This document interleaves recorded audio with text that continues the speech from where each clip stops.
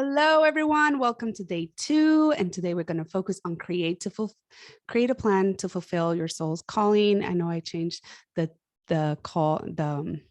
training name. I did not change that little piece, but it's basically how to create a plan for you to bring forward those gifts that you've been holding back because of different situations. So we're going to explore what gets in the way and create a plan. So it goes along that whole balancing your well-being, your life, your family, and all that, because that's very important. So people are joining in from Texas, California, North Carolina. I love it. A little bit of East, Central, and West Coast. So thank you for joining. Good morning it's noontime for East Coasters. So North Carolina, I believe that's Alveli. I don't know if that's you or, it's either Alveli or in North Carolina or also Limari. I think Limari is in South Carolina, but welcome. Let's start. So today we're going to focus on creating that plan while taking in consideration your well-being and current season of life. And then on Friday is the last day, and we're going to talk about what's the overall vision of your Beyond 101. I'm going to talk about 5 different ones that I have more experience with, and then also help you create that overall vision. And this is interactive for the recording. We are asking the people live to put their questions on the chat, and I'll be answering them as I see them and I find them relevant to the information, or also at the end. That's one of the benefits of coming live. And remember to download the workbook because we're going to be using it today a lot. Or if you don't have it, it's okay. Just a piece of paper would be helpful. And the recording will be provided later on today. And just an important reminder, when you attend, and I'll take a picture in a bit of those in attendance. So for Friday, I'll be able to do like live coaching on someone and at least one person to kind of put in perspective that overall vision, but like give you some recommendations that are also going to be beneficial for everyone else that's listening as well. But that is if you've attended to the 3 of them live. So I'll take a picture of the attendance. I feel like a teacher. You know what I mean? I don't like calling that way. I'm going to take a picture of those that are here in a bit. And before we get started, I wanted to start like reviewing a little bit of the gifts that you jotted down on Monday. So 2 days ago, you wrote down those like different gifts that you had. And if you watch the recording also there, but if you don't, I'm going to show you in a second. And also get your reflections that you wrote down from the guided meditation to connect with the soul of your business and the soul of your offerings. And if you don't have them, I have here a list. Again, the same list of different gifts and innate gifts that many of us have that you can kind of make a short list right now or add into yours. But I'm going to repeat this again. And as I'm saying this out loud, the invitation is for you to just tap into your body and notice what feels like a yes for you from a body perspective, like a body yes, but also notice if there's any thoughts like self-doubts or any kind of imposter related thoughts, and just notice them. This is more about noticing. So a lot of psychotherapists, healers, and coaches are space holders, listeners. They understand things. They communicate well. They remind folks of their own power and truth. They process difficult emotions and traumas that are stuck and impairing functioning. They educate. They help prevent risk behaviors, future traumas, and many things. They promote wellness and well-being,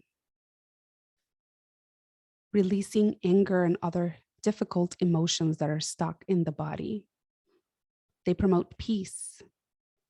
They help those return to health or healthier, leave toxic situations and relationships, and they repair attachment wounds. These are some of the gifts. So coming back, and maybe if you want to add anything, but I want to take this moment to really just ground ourselves in our gifts again before we go into what gets in the way. So we bring that back into like our forefront. So as you're bringing those, did anything came up? And you can share that in the chat. And if anything came up for you in terms of a body, one thing that I wanted to say that I thought this is really helpful for many is that if you think about taking the courage to bring forward your gifts, especially I'm talking for those of you that have any ancestral trauma that is related to persecution, genocide, oppression, which it sounds like most of you. And when you think about that, bringing and taking that risk of bring forward those gifts or kind of showing up and bringing those side of you that might be vulnerable, because a lot of these gifts that we talked here, this one's, oopsie, right here. A lot of them are what people call them quote unquote soft skills. I hate using that term, but a lot of people use that. But they're like more of the unseen things that are not necessarily appreciated out there. And there are a lot. I just wanted to really focus on putting the unseen because we can talk about other gifts, like you help with trauma regulation and things that are more that you can kind of like, they're more tangible, you can see. But a lot of these things are unseen. And a lot of times we forget that they're very important, or even more important at times. So then the seen can come out. Like if you repair an attachment wound, then how would that be seen outside in relationships? How would that change the way that person behaves and their outcome of their lives significantly? But it's very unseen if that's the work that we do.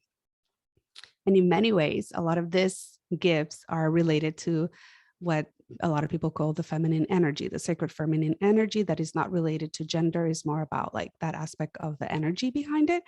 And I think it's something to bring. We just wanted to bring that to the fore. But what I was going is that your body might not have experienced that. Your body might still be in fear of, oh my God, if I do this, I can be persecuted. And maybe some of even your ancestors were persecuted for doing any of this, for doing healing or, and all that. Some of them, maybe if you go way, way, way back, some of them were even honored for those. But I'm talking when colonization hit and a lot of that. A lot of the people that were doing this more unseen and to the spirituality and all that were, and that's why the profession came. I don't know if many of you got that, but I studied in the University of Puerto Rico. And one of the things that I appreciated of studying there was that they would bring a lot of these things to the forefront. So I remember Psychology 101. And we were talking how the professions were built, social work and psychology, and they were built around the World War. I think, anyways, it was built to basically segregate people and determine who's the ill and who needs to go to a psychiatric ward and who can go to war and stuff like that. I'm simplifying something very, like something huge, I'm simplifying, but part of the roots of diagnosing people and all that comes from that oppression. And we know a lot of times we don't talk about that, right? So it's very important to bring that. And where was I going? Now I went into a tangent, but I hope you understand where I was going. Let me come back here, your gifts. So your body might not feel comfortable with it. That doesn't mean that you can't do it. A lot of times when we talk about body base, we're like, oh, our bodies have all this knowledge. Yes. And it also has a lot of trauma. So when you go into bringing these gifts, it's also tapping into your spiritual side, your soul level, the soul truth. Something else that helps me tap into that is thinking, I believe that in incarnation. So I'm basing what I'm going to say based on that. If you don't, then I respect and take this and put it in the trash, what I'm going to say.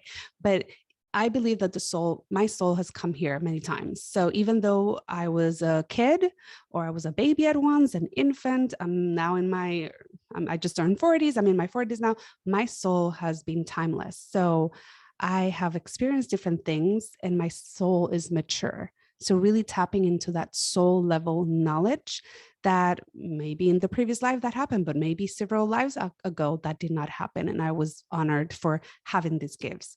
So what I'm trying to say is, even though your body might be scared or reactive to bringing that, a lot of times you have to tap into the soul knowledge and your soul to get you like jump the hoop. Because, and also regulating, it's not like pushing yourself to the extreme, but it's regulating enough so your body feels like, okay, I got you. But at the same time, kind of like the soul is like, okay, but come on, you can do this, we've done this. And there's ways that we can tap also into the strength of our soul knowledge, ancestors, and the people around us that are rising and are doing things courageously. That's my speech for today. Gosh, that was longer. So hopefully all of you are centered a little bit in those gifts. And if I can get a thumbs up or something in the chat, so that way I know like you were able to kind of like tap again into your gifts, that will be helpful. Okay, cool. Thank you. So now let's go into the meat and potatoes. And before we do that, we're going to do a little exercise. Yes. And before we start the exercise, what I'm going to say is this is the meats and potatoes. Today is like in the middle of this 3-day, and I feel like it's the meats and potatoes because a lot of times when, and even before for me, one of the pieces that I feel like really missed in many programs when they're teaching you about like courageous stuff is like how to do it in a way that is trauma informed, one, and two, like goes along with your current cycle of life. So I'm excited to share that. Okay, exercise. Let's tap into your body and just kind of becoming present to the room that you are.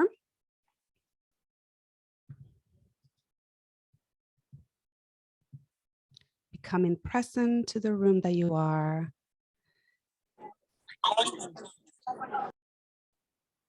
And as you become present to the room that you are, the next invitation is to become present to your body temperature. This next 3 are the ones that I usually use. So like your temperature, just noticing your heartbeat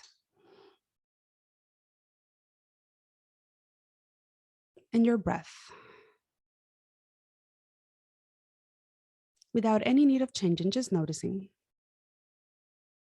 And you might, some of you might have yawned. Some of you might be feeling this sense of heaviness or like this sense like the ears kind of feels like they're just popped and there's like a silent sound surrounding. And now the invitation, again, every time I do any grounding, mind guided meditation, please feel free to keep your eyes open, to gaze somewhere. Closing the eyes for many can be triggering, so you do you. So as you tap into your body, imagine you can scan from head to toe. And you're scanning as you're bringing into your awareness, like in front of you, your gifts. Imagine that you can see, or if you have your eyes open, you're looking at the list of your gifts. And while tapping from head to toe, you're going to notice what happens in what sensations are emerging inside of you without any need of changing. This first scanning is just noticing. Noticing if there's any changes in temperature in certain areas of your body, any movement, tingly sensation, tension. And knowing that if it becomes too much, you can pendulate and look somewhere else. You can touch something near you. You can shift and stop doing the exercise. You do you. If it feels okay for you, the invitation is to just allow this to be. So let's do another scan from head to toe with the thought, and you can say it in your mind, kind of like a quote unquote mantra or just a statement. All is welcome.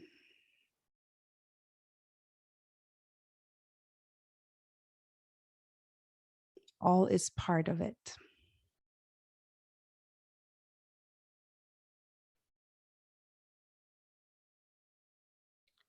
And the last scan will be just noticing, staying in silent and just noticing if there's been any change or not.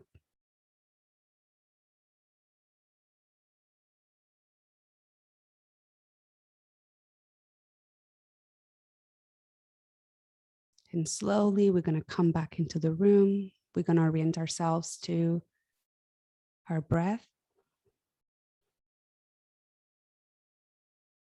our heartbeat,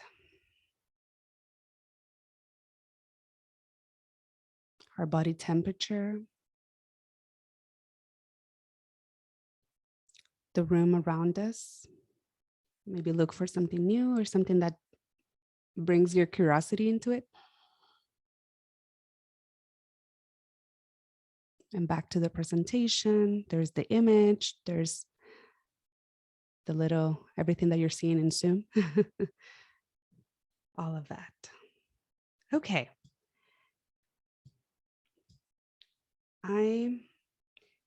If anybody feels like they want to share something, I can hit pause. Like I want to give this space if something came out for someone and they want to share. The way to do it will be for you to, that one you can raise your hand. And that way I can see it. And I'm going to give like about 30 seconds. And if not, then we just go forward. But if anybody feels like they want to share something, I'm giving that space.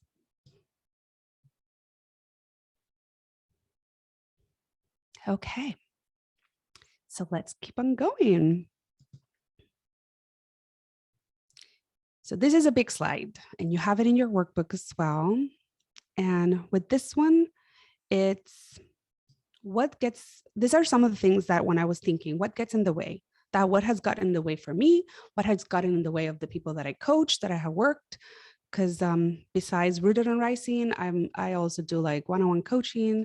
Like it could be packages or it could be like a la carte, how I call them, that you don't get into a package. And I've done like mentoring and other things. It's been like 13, 14 years in the profession. So, and even when I used to supervise. So I kind of like put all those experience together and made this list, but it's not exhaustive. This list is not exhaustive of all the things that gets in the way. So let me kind of like right here. Okay, perfect. I need to put in the settings that everybody to be muted when they go, and the settings in Zoom. That's just an internal boop, little post-it note. Welcome to everybody that keeps joining. And I'm going to take another picture of the attendance or who's here for that last day. Perfect. Okay. So back to the list. This is the list. You can also find it in your workbook. So what we're going to do today is I'm going to first review this, and then I'm going to give you time so you can fill it out. And then the next slide, I'm going to review things, and there's going to be that kind of work. So, and for the recording, my biggest invitation is to not just fast forward, is to when you're listening to this, take the time that I give to actually do it, because how many of you do things and you're like, oh, that exercise sounds amazing, so I'll do it later, and then we don't do it, right? So it's that aspect of really using this time for you. So let's start with trauma. It's a big one, simplifying, but there's different types of traumas that can get in the way of your soul's calling, your soul's give, or it can make you feel like you cannot do it. And I'm going to start with systemic related. These ones are so big and they impact many of us because of who, where we were born, what kind of sex do we have, our gender identity, our culture, where in the world, and all that. But in general, the ones that I wanted to do, like how I say in Spanish, un hincapié, kind of like focus on, would be number one, patriarchy. And I know there's a lot out there, but the piece about patriarchy that I wanted to say is how seeing the women or the feminine, the women, as less of, and having to cut all the power from women, it's something that haunts many of us still. We still have that kind of like that witches hunting, the not archetype, the aspect in our DNAs. We have that. and we're fighting for it. I mean, right now, as I'm witnessing from afar what's going on in Iran, it just breaks my heart. And it also activates pieces of me of like how often we continue to fight for our rights and to even just look how we want to look. And the privilege that I have to be able to wear my hair, to cut it if I want to leave it long if I want to. And some people are not. And at the same time, each one of us that's born and has a gender identity as women continue to be impacted by a patriarchal system. So again, it's a huge thing, but I'm just simplifying it for the sake of here. The other big one that I want to talk is capitalism in the part of, and when I say these things, I feel like oftentimes we forget that there's another side of the story that sometimes can be beneficial, but I'm focusing on the bad part. Okay. So in capitalist societies that values, your finances, how much you make, if you don't make any money, all the implications and all this kind of things, and how we are valuing our worth based on what we do, not of just who we are, because there are real needs as well.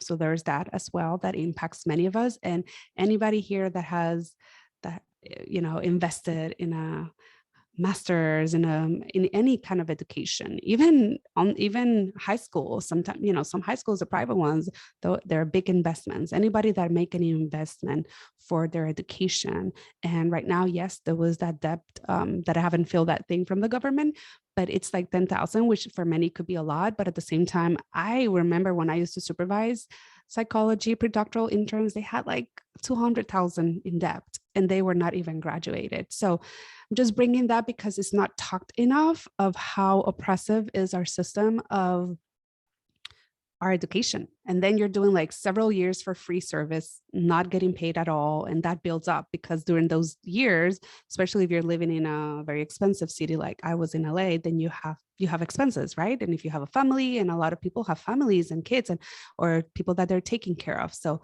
just bringing that into awareness of the the capitalist, the financial parts and poverty and oppression and all that kind of stuff. There's also systemic oppression, which is another huge one.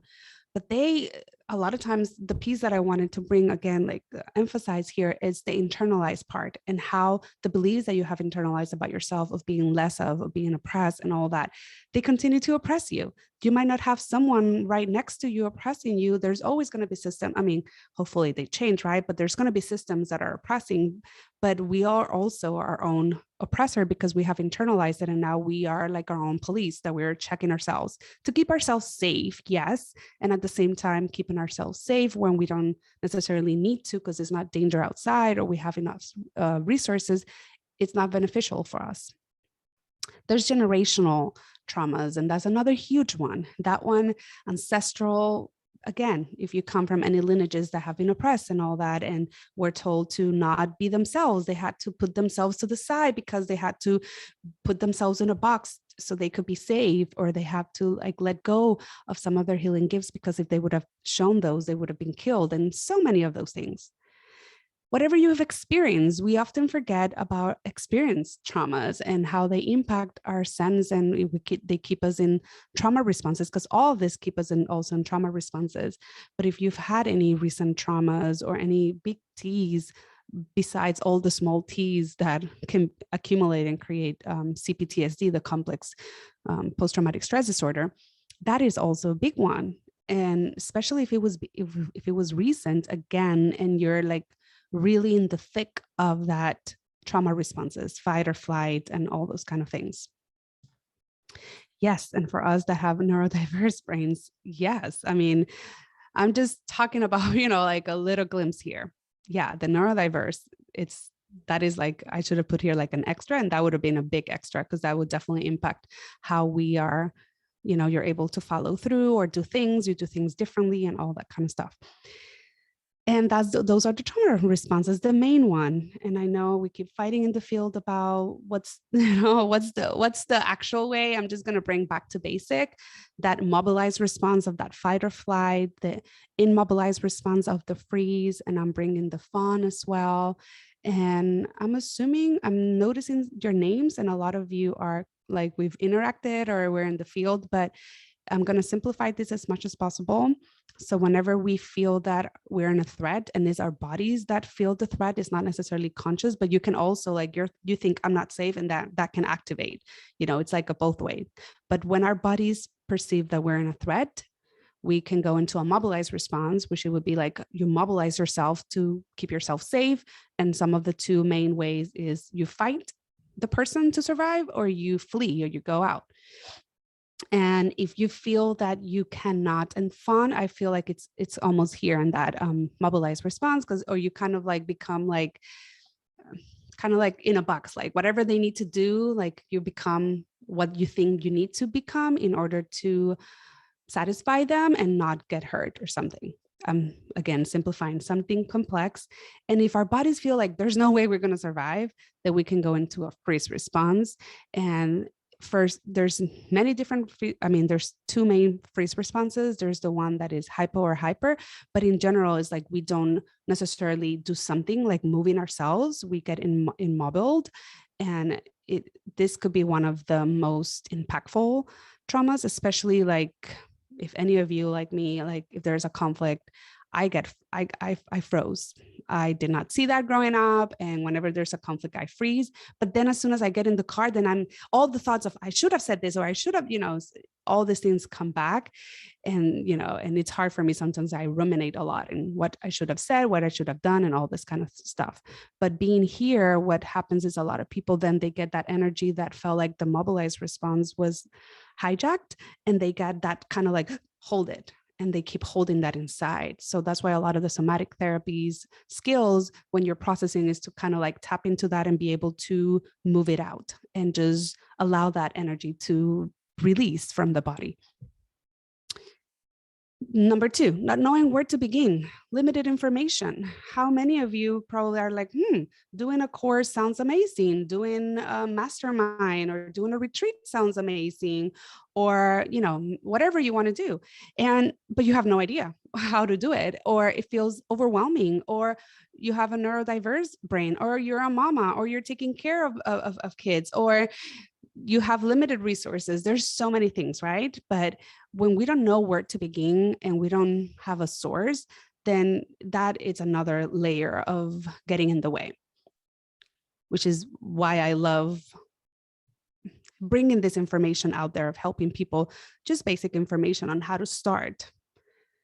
Because when I started in the online business, I went to a full day, 2-day retreat, in-person experience, and I felt they were talking a completely different language. I felt so lost and so confused. And I was so glad for the people that were able to simplify those huge terms into very simple ones. And now, even in this launch, as I'm doing it right now, I am able to things are like, oh, that makes sense. The same when I started somatic therapy, I was like, I don't understand anything, or even the brain. For me to talk about this simple, it has been years of me listening to it, digesting it, and being able to understand the beliefs that get in the way when you don't know something, like I'm not going to be good at, and all that. The timing. I know there's no perfect timing. That is true in life. Even as I'm recording this right now, something that I wanted to say is part of my brain is here. Part of my brain is with my daughter right now. She's napping, but she just, yesterday we were able to take her, and she has double infection, like an ear infection and conjunctivitis, the pink eye. And yeah, part of me kind of cancel everything around this because I've had this already in place and all that. So there's no perfect timing, but there's also bad timing. So, if I would have ended up if it would have been worse and I've had a full day or something, then maybe I would have canceled this and move it out. But I was able to, I don't have things before or after. It's just an hour and a half. She's napping. It's perfect timing. So again, it's not perfect timing, but it's not bad timing. But this is very important to know. What is bad timing? For many people, it could be around times of big transitions, maybe I remember I was in a program while I was pregnant, and I delivered in the middle of that program. That was not necessarily the best timing for me to be there. Yes, I absorbed a lot of the information, but I was not necessarily able to execute and put in practice because I did not have the resource needed for me to be able to dedicate time. Other bad timings, big transitions, again in life, taking care of someone that is ill, you're just graduating or going through some health situations, that would be like for you to determine what would be a bad timing. But please know that there will not be a perfect time. And the more that you keep like, oh, next time it'll be better and whatever, and it's not bad timing, then that might be a good timing. And something else I want to say about this is I mentioned last time that I'm reading the book right now, Rise Women Rise by Rebecca Campbell, is that a lot of times people go like, when I get this extra certification, who else? Those that are therapists or have higher degrees that you keep, or like coaches that you keep going like, oh, I need this extra certification. I need this extra book. I need this extra thing so I can stamp it and be like, okay, that's part of that internalized belief that we got indoctrinated in school, that you have to, resource everything. You have to put, everything has to have a certification and all those kind of things. And we keep forgetting that even our degrees, a lot of times, I remember when I graduated, I felt like, well, I mean, my internship, they trained me in 2 different EVPs, evidence-based models at that moment in 2018. But I remember being like, and the following year, they're like, oh, you need so many more EVPs. And he was like, but I have a PhD. That doesn't care.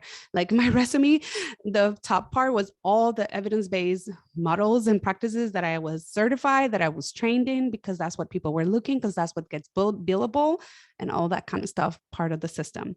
But that kept inside of me. It's like, oh, I cannot talk about this because I don't have that. That is part of the BS that we have internalized. So it's important, especially if it's your gift. I'm saying this, and I hope you can listen beyond like just the words, like body listen. If it's your gift, who is here to do a certificate to justify your gift? No one is.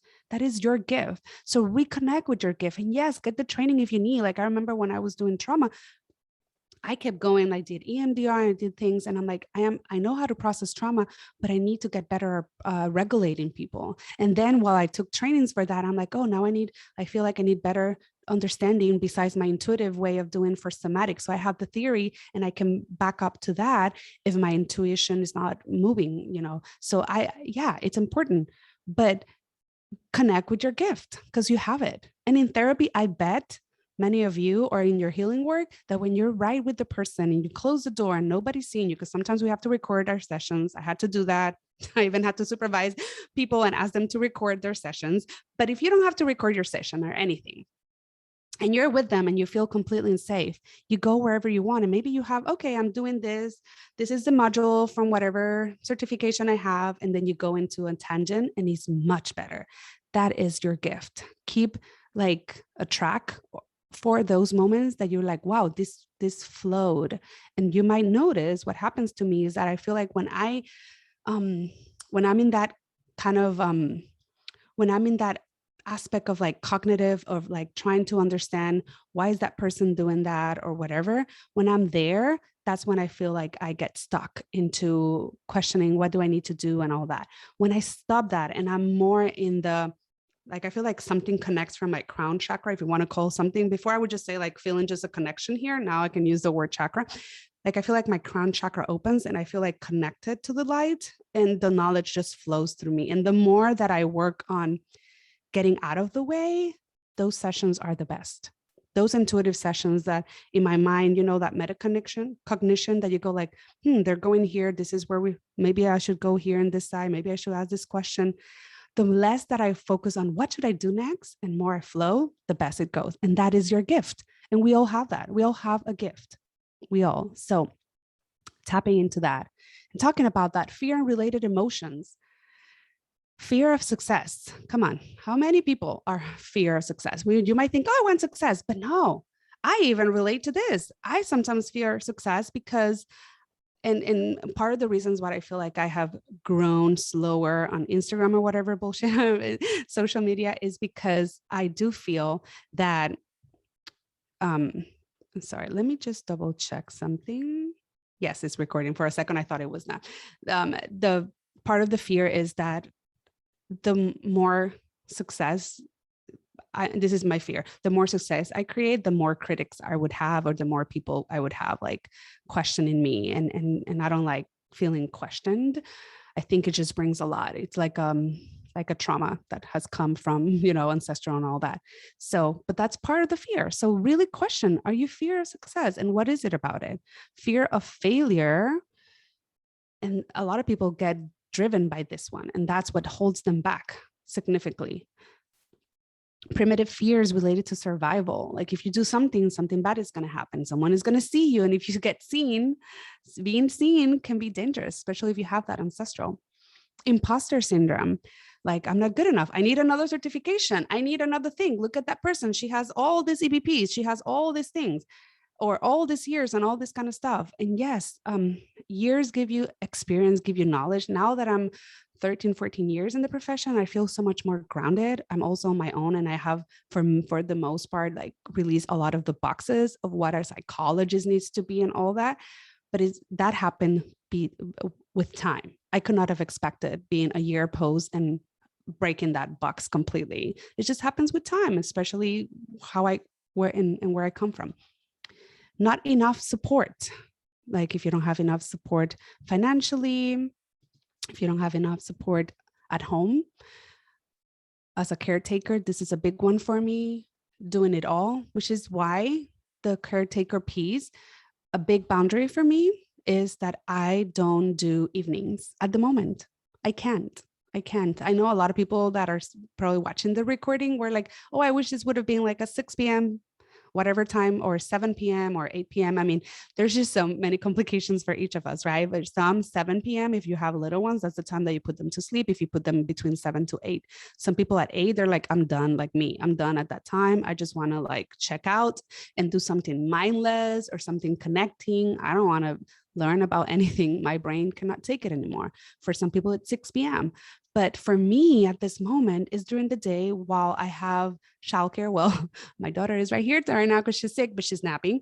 But during the day, she's at school until 3 p.m. And my son is in school until like 4:30. So those are my prime times. And so weekends are also really hard for me. And Thursdays and Fridays, I see clients. So those days, my parents come and they help in the afternoon. And if they cannot come, then I would get childcare, because it's really hard for me to do this and also have the brain divided if I'm hearing kids in the home, because I'm still working from home. Soon, hopefully I can find an office because I'm done with this, but I'm still at home. But this is very important when we think. And then the aspect of doing it all. Listen, I know many of you might be what's the little siglas for it? DIY. And don't get me wrong, that could be great. That could be part of your skills. And sometimes that gets in the way. Oh, I'm going to do like, this was me. I'm going to do my website. It took me like 48 hours to figure out the first time I did a website. And I was like, because I want to learn about it. And I'm like, why did I waste those 48 hours? But whatever. And some people want to push themselves to do all because they've put their worth in that. And if that is the case, then that's something that needs to be released if you want to move forward to like something bigger or bigger impact, or more having a life that it's more at ease and all that. Then if your worth is in what you do, which a lot of us are still shedding layers and layers, then I invite you to really look into this. If you do it because it provides pleasure and it's and you enjoy it, like I know, Sophia, I think you mentioned that you enjoy doing the things and like going into like the Canva and all those DIY. Yeah, Canva. So you enjoy it. Like if you enjoy it, then do it. But if you don't enjoy and you feel pressured to do it because in your lineage people would do it all, or you have to, or then, or your worth is here, that's a BS. Oh, okay. Also control issues. Well, maybe tap more into what you really enjoy. So now let's take this time. If you haven't yet, find the document on your, and I'm gonna also over here, I think I can stop the share. So I'm gonna share, I'm gonna open the workbook here in case you don't have it. Desktop. Okay, can you see this? I think so. Okay. So over here, I'm gonna give you all Let's give you all 5 minutes and you won't get through it all, but this give yourself time and go into like kind of like a complete the sentence, like something simple, and then you can expand later on. So let me put some music. And this is page 9, I believe. I'm on Canva, but on the workbook, what gets in the way? And let me put some songs. And the time already started.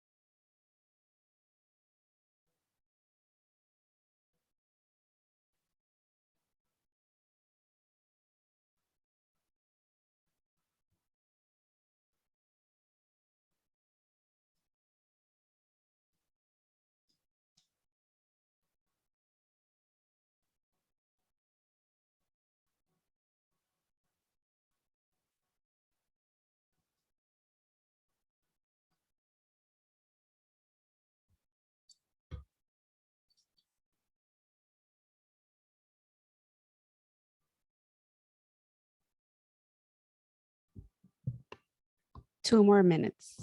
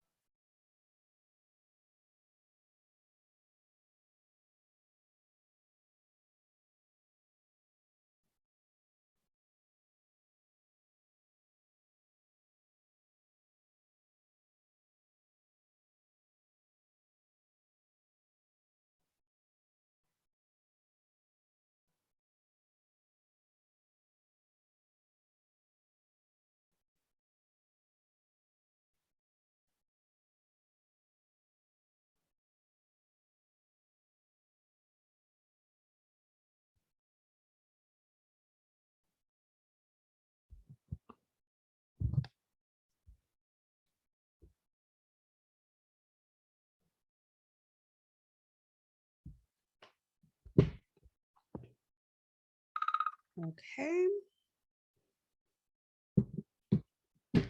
Let's slowly come back here, knowing that you can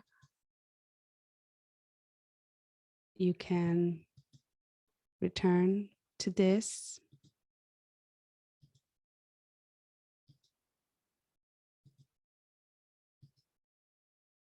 You can return to this document. You have it with you.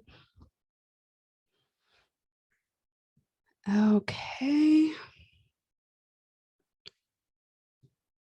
By a share of like the emojis on the chat or on the chat, did anybody saw new things that they were not expecting? And that's an invitation for you to reflect as well. Was there something that you didn't think was going to come up? Okay.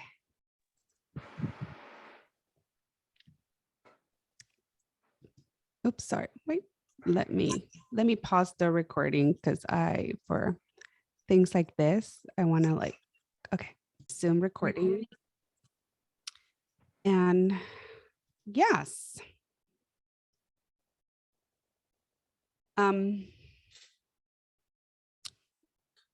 This was the list of that. Wait, what's 1 second? Explore what gets in the way. And this was the list of that was in your book. I had it here. I did that last night. I forgot. Okay, so next. Now let's work on, okay, you found some of the things that get in the way. You probably found patterns. And I know I paused the recording and we were listening to one of the person that's here present about some of patterns that keep coming or that are being now witnessed and you can see them. So now it's that aspect of, now it's that aspect of how we're going to create a plan. And for this, I am going to open here. Wait. Oh, I had that. Give me 1 second.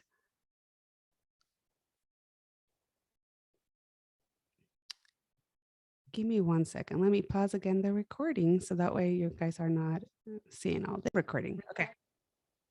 Thank God I found that. Okay, so on the plan, so on the workbook, you have a page that it was the next one that had like how to create a plan to work around these things. I put here all the different questions that are in the workbook. And first, I'm going to share a little bit of, oh, hi, bye, Vanessa. I'll see you. First, I'm going to share a little bit of like example, and then I'm going to give you time again to complete it. And, or you can do it as I'm going around. If anything pops up for you, you do you. Okay, let's start with trauma. So how are you managing those triggers and responses with? For me, what helps the most is grounding, coming back to like feeling sensory things. Like right now, you cannot see this, but I'm going to show you one of my secret sauces and magic that I've shared with anybody that has seen me live or in presentations. This is my weighted lap blanket that was in my office in LA when I had the office. During the pandemic, it became mine. And even if I find an office, I'm not gonna use it for clients. This is mine. And every time I do a session, or right now I have it on my lap. It provides, I don't know, like maybe 2 pounds or something like that. It's very soft. It's very warm. And that's part of like, I'm a sensory person, and I mean, we're all sensory.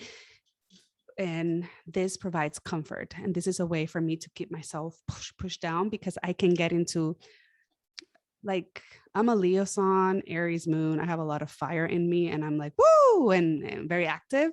So, and that is kind of like the energy goes up. So using this kind of helps me here. But really about what helps you to manage those trauma triggers and responses. What support's needed for those trauma responses? Support in terms of not only the place that you are, the people that you have, therapy, support groups, friends, anything that supports you feeling a little more regulated or that help you with your distress tolerance. Managing stressors, this is a big one for many of us that are doing several things at the same time. And this date and time and age is so complicated, right? With the stressors that we're living. We're living in high stress times. So managing them, it's so important. And a lot of times it's not like self-care yourself into handling all these stressors.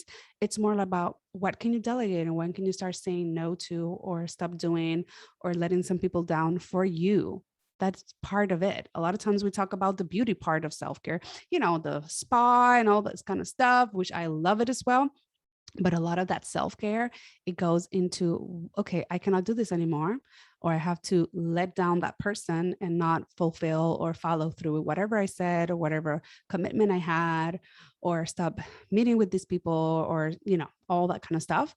And that's part of managing the stressors, not only how you can add more things to manage it, but also what can you take out. Because if you don't take out the stressors, things are not going to change, which is why technically I moved to Florida. I knew that living in California with the stressors that we were living with the very low support that we were living, it was not sustainable.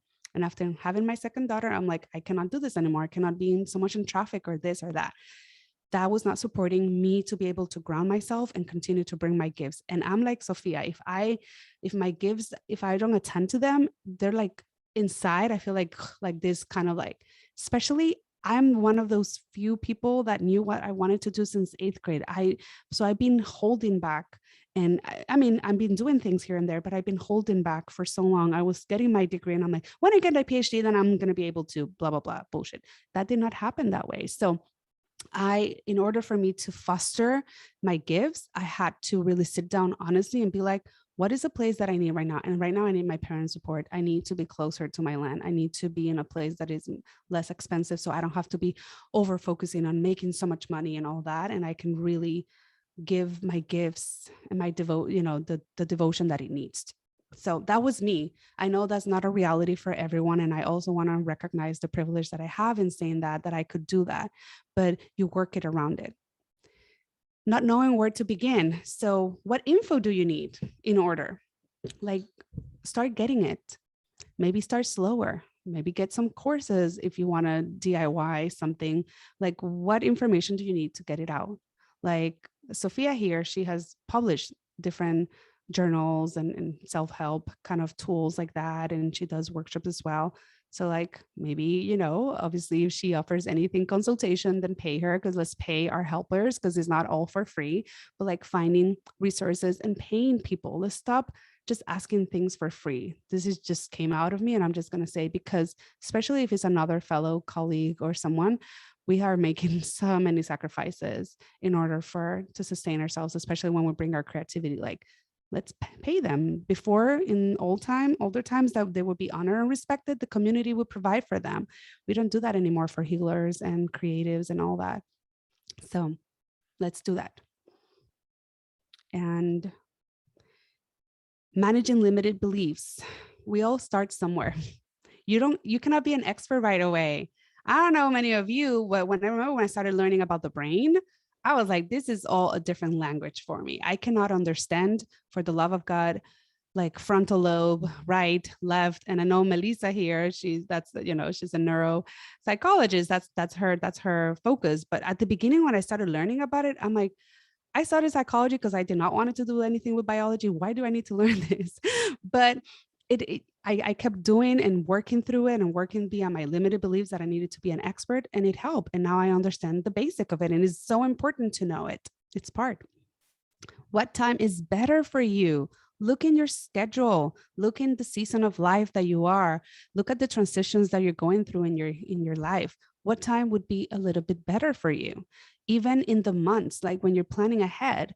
The reason I moved originally this whole week was going to be, first it was going to be like the 5th, the 7th, and the 9th. And I know this because I had to change the dates in all the emails and everything and all the graphics. So that way it would be match. And I'm still, as I'm changing some of the emails, I'm still seeing the old days. So, and then it was changed because my daughter was sick and I was not able to do some of the copy on time for it to be reviewed by my coaches.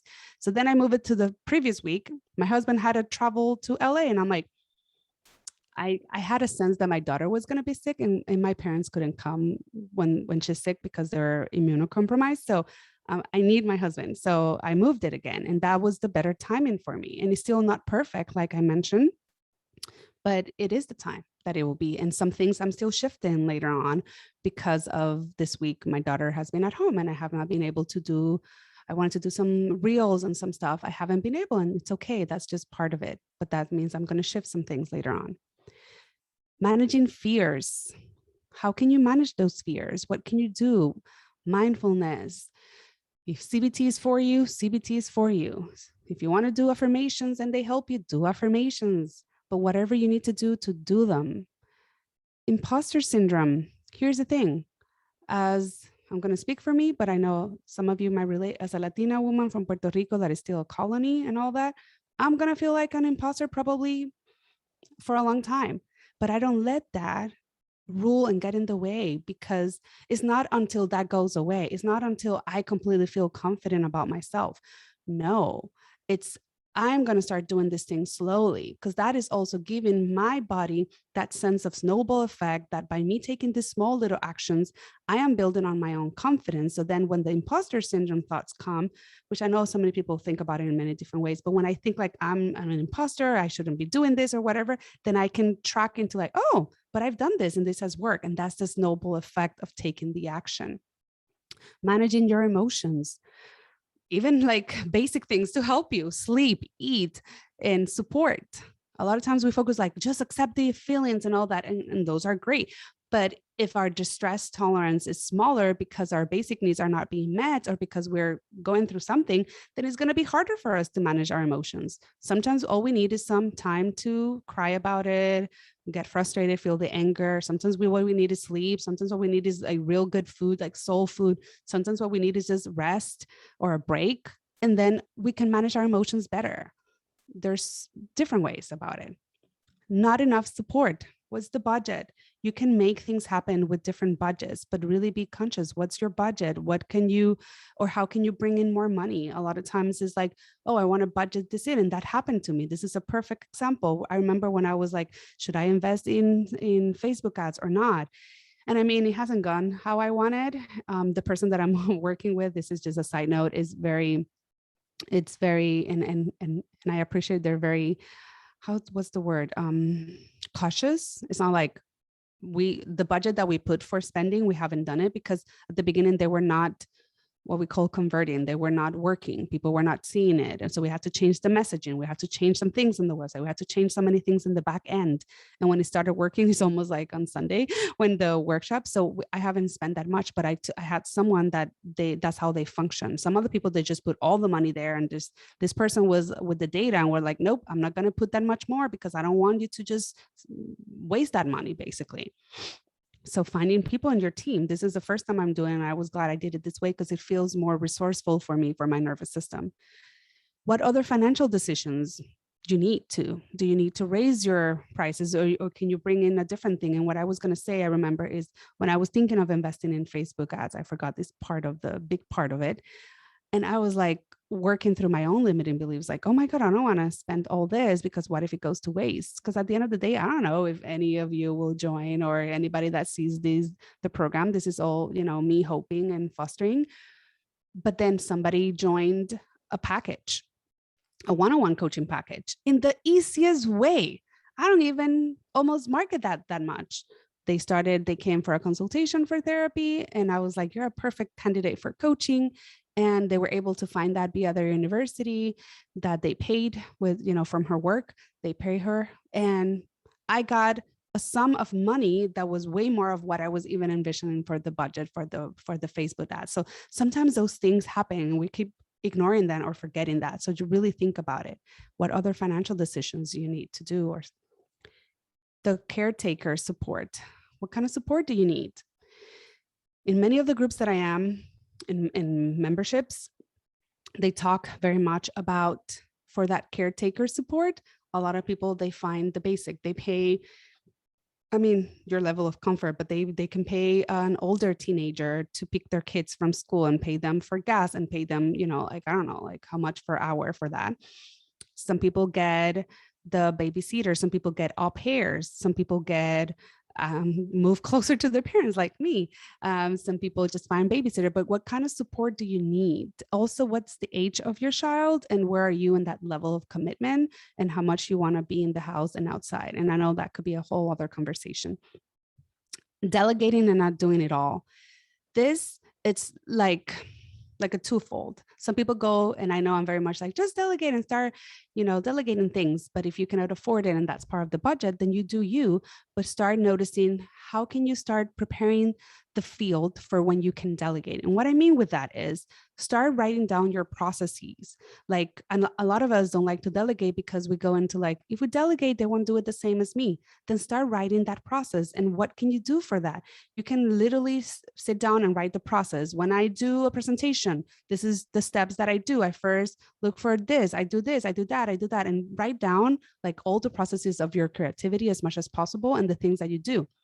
I also started recording things. I know the basics of how to do landing pages, like website pages, and all that kind of stuff because I've taken courses on how to do it. So when I was training my virtual assistant, I recorded myself here in Zoom. Now I have Loom as well, but I recorded myself here like this.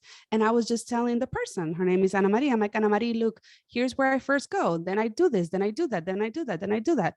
And then, because I was going to do it anyway. So I recorded myself doing that. And then later on, when you have someone and you can pay for someone, then you can give them those, and those are their training. Like when you started working at agencies, a lot of times they give you videos of things. This is part of that business mindset that could be really helpful.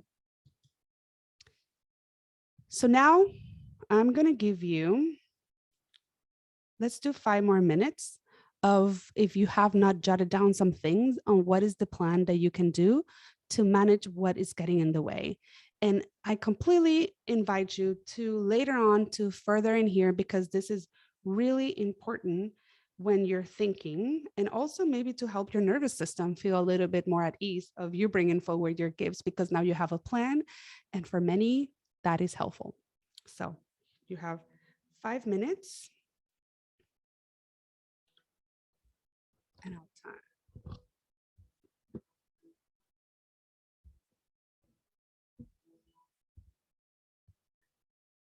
And if you don't have the workbook, I'm going to show you this. And it's basically that answering each of these questions.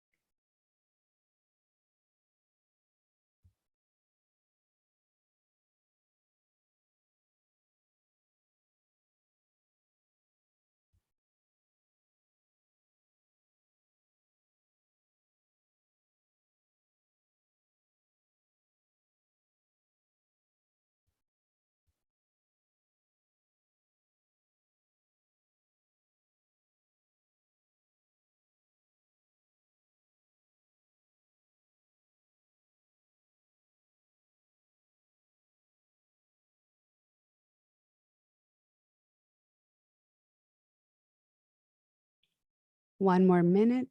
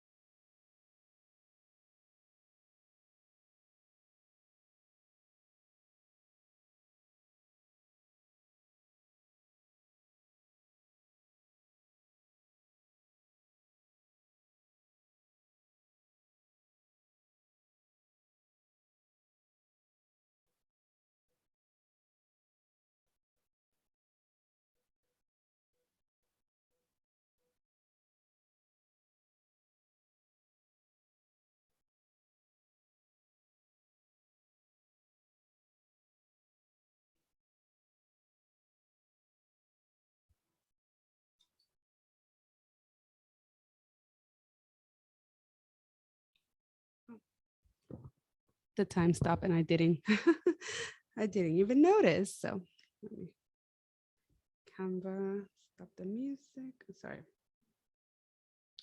So as I'm doing that, you can start reoriented here, but also knowing that you have that. And I invite you to really dedicate more time to that form and to even more about creating and figuring out a plan that applies to you. For the sake of time, I'm going to stay at the end for question. We're going to keep on going. So if there's any questions about this, feel free. There's only 2 more slides, but I want to devote the time that they need and give time for questions and answers for those that have to leave right at in 15 or 14 minutes. Okay, let's keep on going here.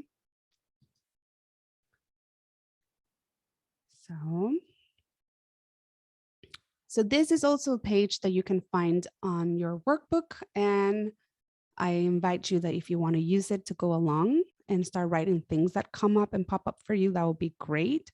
We're not going to dedicate on the presentation time for you to work on it, but you can do that later on.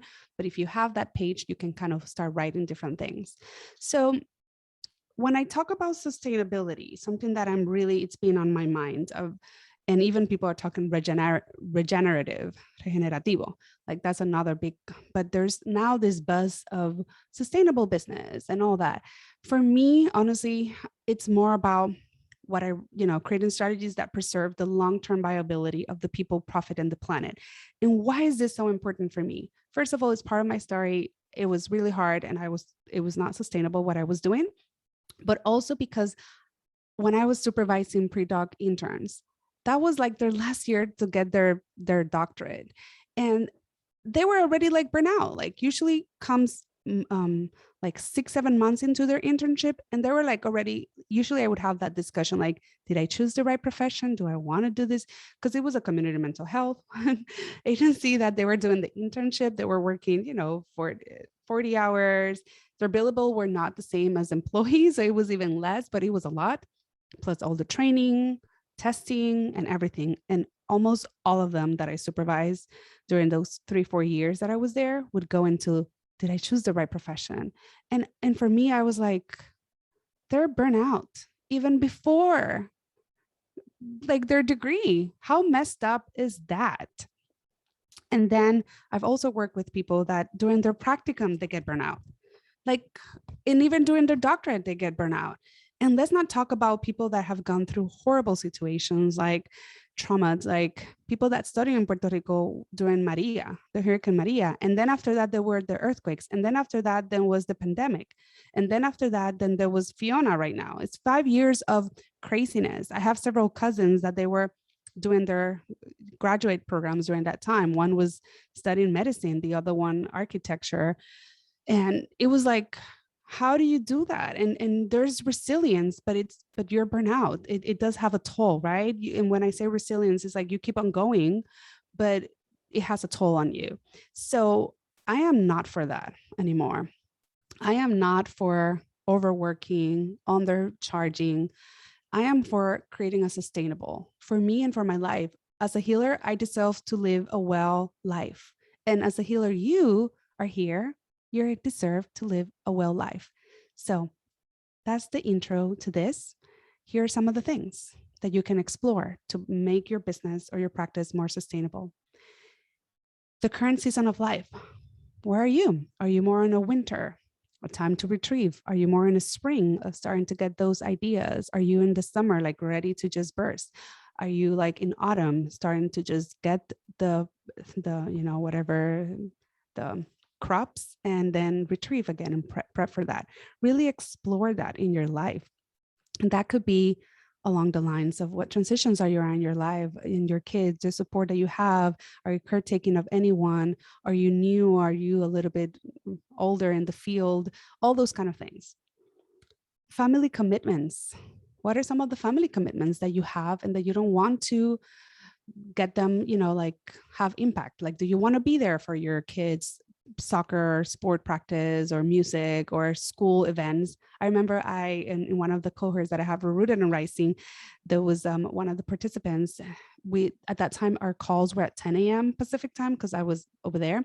And one time one of them was like, "Oh, I'm so sorry, I'm going to be a little late because I made the commitment that I'm going to go to my kids' school events, and they're usually in the morning." And I was like, how amazing is that you're able to build the business that way? And I'm also doing that. Like, I'm able to build the business that I'm going to be the mystery reader next month on a Friday in the middle of the day. I'm going to go and read them without my son even knowing when I'm going. And because I want to be there for them. My parents were working like all the time, and my grandparents were the one that raised us, but I live right next to my grandma, literally up the hill. Over here my kids don't necessarily have that, so I also want to be there for them. Self-care. This is very important. A lot of times for us, we just put that at the last. We need to do things to nourish ourselves, and that could include like energy cleanses, massages, breaks, vacation. It could be our own therapy or any other therapy that you want to do, but that's important. We cannot keep putting that on the back burner. What's your niche? Honestly, like when I started my practice, I would take everyone. Now I'm like, people would come in and I'm like, I actually, I used to work more with general, but right now this is what I specialize in. And it's so freeing to be like, I don't do that anymore. And here's, you can find here, and I send them to websites like Latinx therapy if they're Latine. And I'm like, you can find someone else. That's not me, even though I might need that money, but that's not me. And that has freed so much of my space. And also there's privileges involved that I'm able to do that. And I want to say that by me doing that, I am getting way more, even if it's less, of people that I love, love, love to work with. And that is amazing because it's not that much draining energy when I'm done with the day. The schedule, what's the schedule that you want to do? And for your clients, what kind of expectations do you have for your, I'm just noticing that it went GHI, it was A, B, and C here again. For your clients, what kind of expectations do you have for them when they're in therapy with you? And that could be of your boundaries of like, if they don't show up, or they cannot tell you in a certain amount if they cannot be there, and what kind of all those kind of things. And also, sometimes we have super high expectations for our clients that they're not also helpful. Taking into consideration their own factors that they're bringing in, and that's also helping them be sustainable. And this part is so important. When I was trained in trauma, it was like, just help everybody process it. And you used to forget that could actually have a huge, like a lot of bad things can happen when you're processing if you're not ready or you don't have the support to hold you. So like, take into consideration their own factors is so important. The service that you provide and the healing work that you do for your clients. How sustainable is that for you, but also for them? And then profit. What do you need to cover your expenses? Do you know what are your expenses and what's the minimum that you need to cover them? Coming up with how much to charge. This is a very personal thing.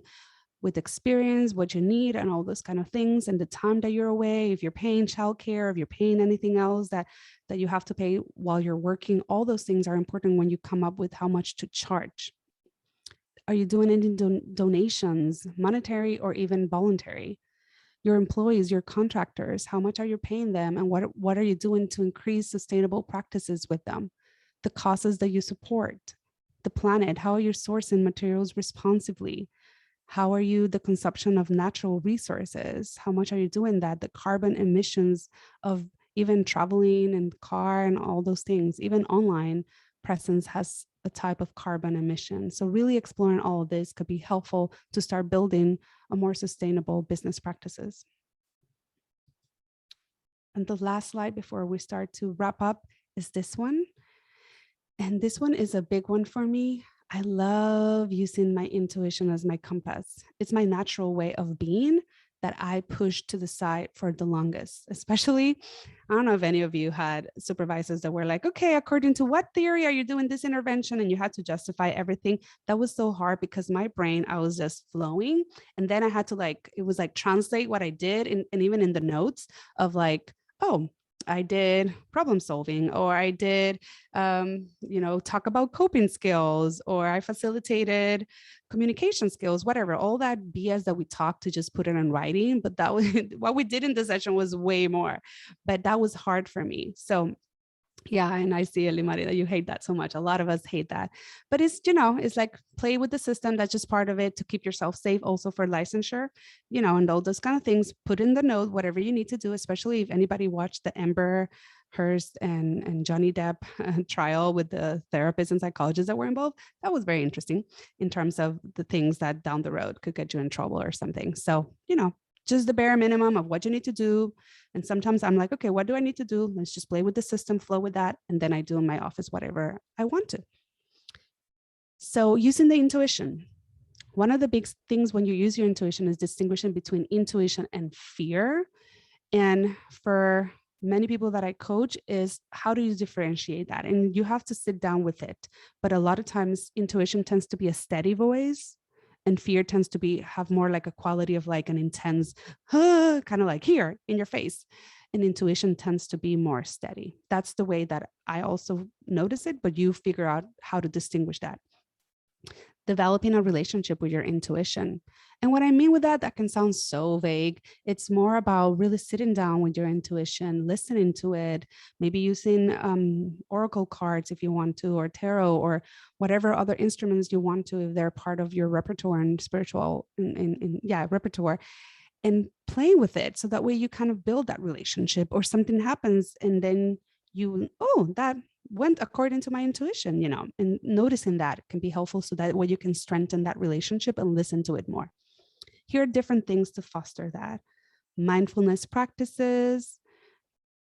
I mentioned the oracle cards, tarot, silence and meditation, journaling, take action when you hear an intuitive hint, body practices and exercises that can foster that, music, singing, asking for signs, ancestral practices. And when I journaling, look at Sophia's journals and also like whatever. I also forgot to put here, now that I'm thinking books, there's a lot of books that can foster this as well with exercises. So, and using these practices for business decisions. This is one of the main components of Rooted and Rising. And I am moving it this time that the first call of each month will be it'll be like a guided practice, and I'm going to facilitate something so we can go back into our intuitive and getting connection. And from there, draw for the second week that we're going to do more of the coaching calls based on whatever intuitive message you receive. Because again, I feel like that's the way that we can connect with our inner gifts and we can bring them out, but really use them for business decision. And this is the part that you need to really determine whether it's fear or intuition. And I did this in this launch. I've been doing that. Sometimes my coaches recommend something and I'm like, that doesn't go along with my intuition. I want to do this. And I put it in practice and I change it. And, I work things around. And I like that I chose a team that it's okay with that. That won't be like, that's not going to work, or that shouldn't, they just are honest. We know when strategies happen, like, that's maybe this idea. And then they let the last decision for me to make it. So that's kind of, we're almost at the end. I'm going to stay for questions and, for like 10 more minutes or so for questions if you have it. But for the people that are here in the recording, just a special reminders for those that apply for Root and Rising and join by Friday, October 21st, you will receive 2 follow-up calls with me. And I'm going to share in a second on the chat the link of the page right here. There's always that technical part. Okay. Right here is the link to get all the information about it. But if you apply and you join before Friday, then you can get 2 extra follow-up calls, and you will also be entered in a raffle to receive 50%. This is not applicable for the sliding scale offers. And the sliding scales are still available. It's on a first come, first serve. There's no question about whether you need it or not.